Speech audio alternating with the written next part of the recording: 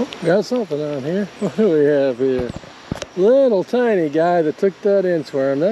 That's a start. In my area, we have a local outfitter, Unicoi Outfitters, that has shops in Clarksville and Helen, and they're a super helpful shop that makes a point to publish a lot of information that helps anglers succeed on our local waters. And recently I took note of a post that they put on their social media pages highlighting their favorite flies for fishing with in the summer. Specifically, they mentioned inchworm patterns and sinking ant patterns. And of course, they were talking about it primarily from a fly fishing standpoint, maybe totally from a fly fishing standpoint, whether fished as a dropper beneath a bushy dry fly, or fished under a strike indicator, or maybe just directly drifted. But I couldn't help but think about one of the things that I really like to do, and that's fishing a hopper and dropper with a Rebel Crickhopper, which I've done a couple of videos doing that. It's a technique that I really like to use, and normally I do that with some type of a micro jig. But it struck me that with the fish feeding on the inchworms and ants so much this time of year, and that being something they're used to seeing, that doing that terrestrial combo with the hopper and dropper, except on a spinning rod, might be something that would be really effective, whether for the stream bass, or for trout, or for redbreasts and other panfish. So that's something I'm getting ready to give a try. I'm going to stop by the Unicoi Outfitter, stop by the shop here in town, and get them to recommend a couple of their favorite inchworms and sinking ants, and I'm going to pick up a handful of those. And I've taken a few of the Crickhoppers. I've got them in the regular Crickhopper, the Bighopper, and the Crickhopper popper styles. And for all of those, I've gone in and taken and removed the front treble. And I like to do that when I'm doing the popper and dropper, or the hopper and dropper, simply because when that line is dangling down, it sometimes gets fouled on the front treble hook. So, and that still gives me plenty of hook for the fish. So I've got a few of them rigged up that way. I'm going to stop by the shop and pick up the right flies and take it out there and try it and see how it works for me. I swung by Unicoi Outfitters, the Helen location, the new location that's in the Sati and Nacoochee Valley, and asked them about some of those terrestrial patterns, and they suggested a few ant inchworm patterns, and so I picked those up, and I'm starting out with a Rebel Crickhopper, fishing an inchworm beneath it as a dropper. It's got a little bit of it has a bead on it, and pulls it down just a tiny bit. I also have a couple that are sinking, but a little bit less sinking, so I'll have to experiment a little bit, but we'll see how this works for us. Oh, there's one that hit the Crickhopper.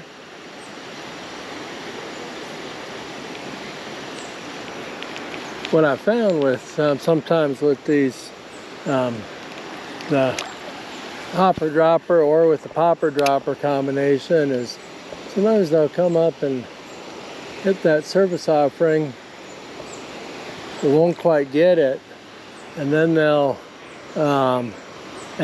see that little drop or whatever it is. Sometimes it's a little micro jig like the Bobby Garland Eddie Bit series. In this case, I've got a little inchworm fly pattern under there, and it's just too much for them to resist. Oh, there we go. Another little tiny one that took that took the inchworm. Hopefully we can upsize a little bit, but the concept is certainly working. That's two pretty quickly.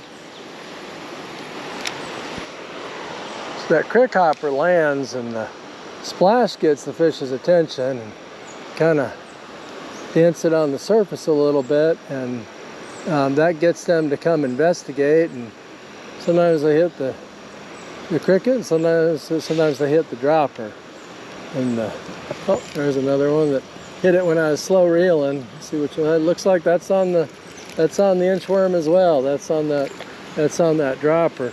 But that the crickhopper allows you to get it out there and gets their attention. A lot of times we'll catch the bigger fish, but then that little trailer just comes in behind it. So, looks like that one might have been a pumpkin seed. I didn't get a real good look at him, but that's 3 in pretty short order.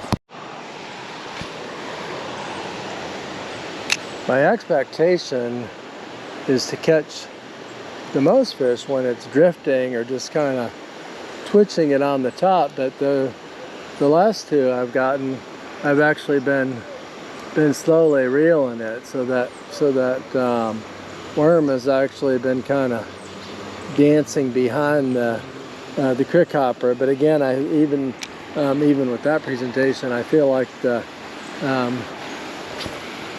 crickhopper is an attention getter, and then that little fly just looks like such an easy target.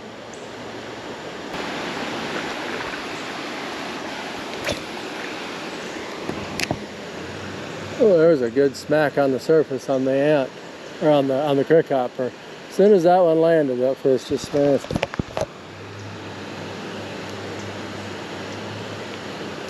There he is. There was a perfect example of exactly what I was talking about. A fish came up and smashed it on the surface. I don't know if it was the same one or not, but as soon as when I started reeling it, this fish was already on there. So the crickhopper landing got its attention, and it smacked at it, and then it saw something that looked like an even easier meal just suspended in the strike zone and hopped right on it. One hit that one as soon as it landed also. I didn't get it. Thought he had it for a second.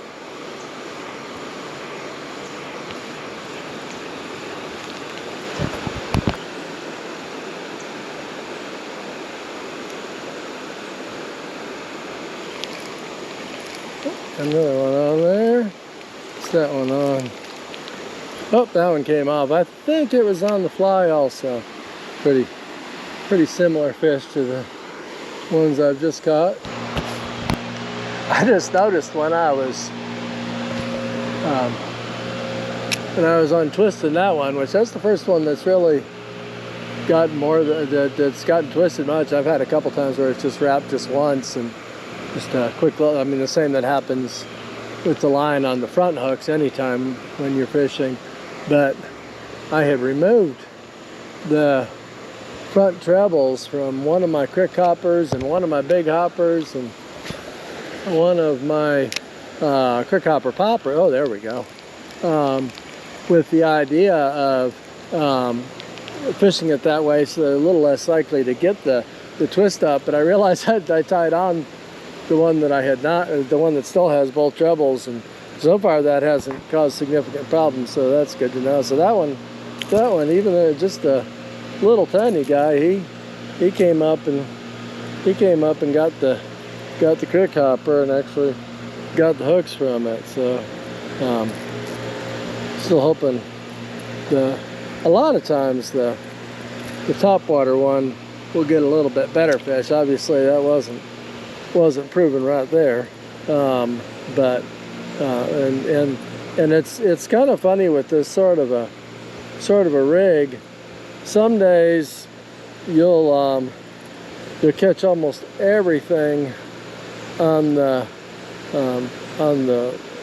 fly or the jig, and it'll almost just feel like the lure is doing nothing more than being a bobber, although in truth it's doing a lot of the attracting and adding action when you're twitching on the surface. But then other days you'll catch almost everything on the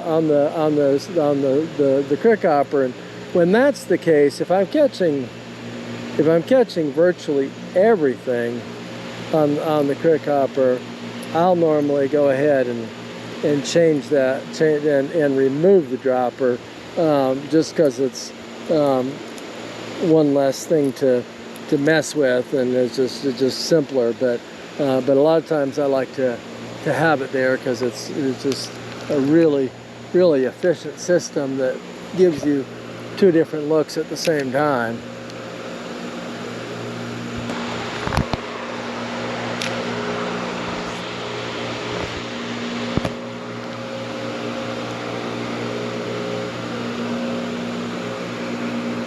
Sometimes there's trout in the area where I'm fishing, even in the particular run that I'm in right now. But it's a popular public area that's pretty dependent on how recently the hatchery truck has been around, because people are mostly catching fish and taking them home. So if it happened that it was stocked the better part of a week earlier, then there's a good chance there aren't a whole lot of trout, at least in the most easily fished runs.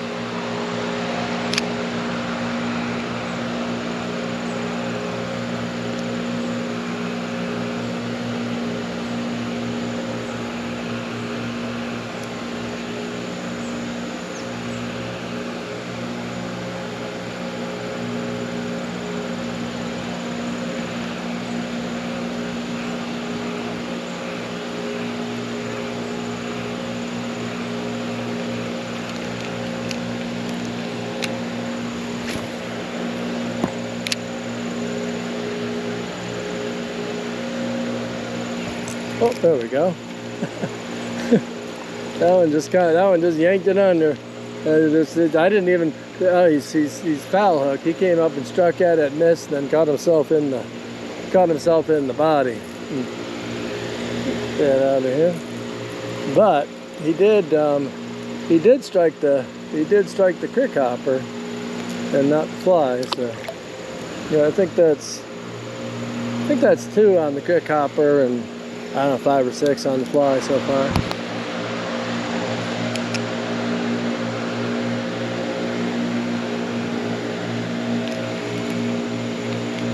Ooh, something on there. Another little green sunfish, it looks like, on the fly. I'm gonna switch things up just a little bit here. So I switched things up just a tiny bit. I have the same Crickhopper on, and just switched out the fly at the end of the leader, and I switched it to this little sinking ant pattern. It doesn't have the tungsten bead, so it's a much slower sinker, and I think I'll be able to fish my Crickhopper a little bit more on the top. In addition to that, I've been already wanting to experiment with the inchworm and the well, that got pulled under as soon as it landed, so I don't know if it would have stayed out that head. I never even got to work that. I was thinking, did that pull my Crickhopper under? But it was a fish doing it. But having already caught some on the inchworm, I also want to experiment a little bit with the ant, since those were both part of the flies that the Unicoi outfitters had talked about. With or without the trailer on there, when I fish a Crickhopper, I almost always pause it when it first lands. I try to cast it near the bank or some type of cover that might have terrestrial insects on it, and let it sit there for a second, just like a cricket or a grasshopper that's gotten disoriented, maybe got caught in a wind gust or whatever else, and then it in the water. And then I'll twitch it at least a time or two, so that it kind of dances a little bit on the surface. And then looks like the line got wrapped around on there. But I'll let it I'll twitch it just a time or two, so that it dances on top, and a lot of times they'll strike it when it's still on the surface, and then if they don't hit it, then I'll just reel it back slowly like a little crankbait.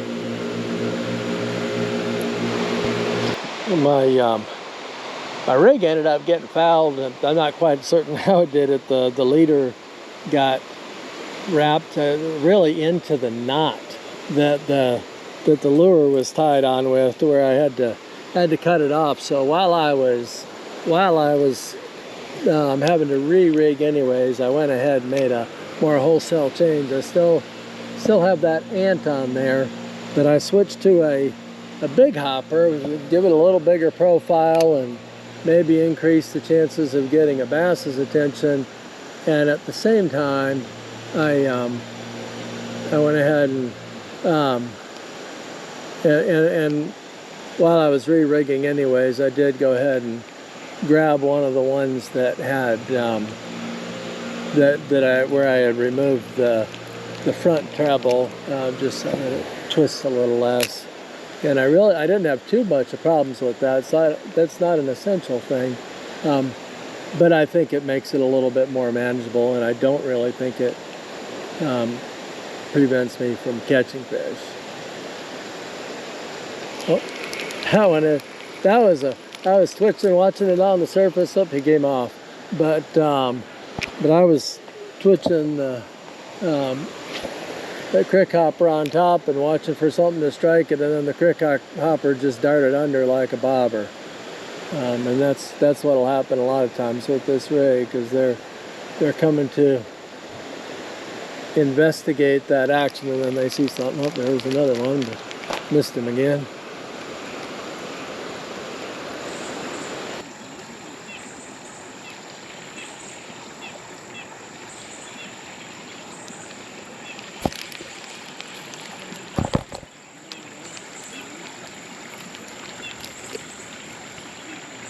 Little guy there, that's the first one in a while. I thought I'd get a little more activity up through this section. Maybe it's just getting ready to get going.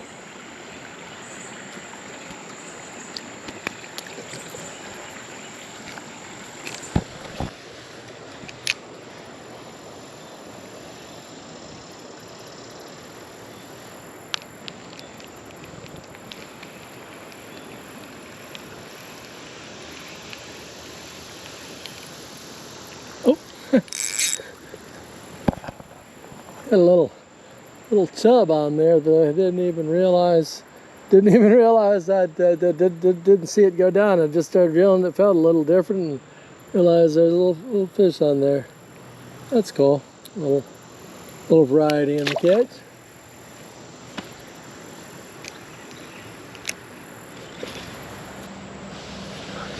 I think I'm getting ready to call it quits on this. Did not catch anything very large this morning, but caught quite a few fish, and definitely impressed by the way that the inchworm and ant patterns work. And appreciate those insights from Unicoi Outfitters. It's something that I will definitely give more attention to in other situations. The same thing I'm doing for these fish, no doubt will be effective on the trout and the river bass. And I'm gonna call it a day, but hope you found something worthwhile that you might want to try sometime.